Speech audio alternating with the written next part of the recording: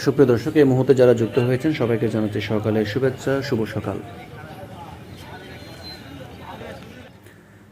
বালাসীঘাট গাইবান্ধা জেলার ফুলছড়ি উপজেলার যমুনা নদীর তীরে অবস্থিত একটি নৌবন্দর এবং দর্শনীয় স্থান, যেটি গাইবান্ধা জেলা শহর থেকে প্রায় 10 কিলোমিটার দূরে অবস্থিত।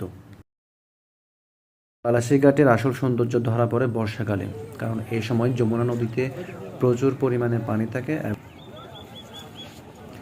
সবচেয়ে অবাক করা তথ্য হচ্ছে, এই বালাসীঘাট দিয়ে একসময় বাংলাদেশের রেলওয়ে ফেরি চলাচল করত। রাজধানী ঢাকার সাথে বাংলাদেশের উত্তরাঞ্চলে যোগাযোগ বৃদ্ধির লক্ষ্যে 1938 সালে গাইবান্ধা জেলার ফুলছড়ি উপজেলার তিস্তামুখ ঘাটে রেল ফেরি সার্ভিস চালু করা হয়েছিল। 1990 সালের পর যমুনা নদীর নাব্যতা কমে গেলে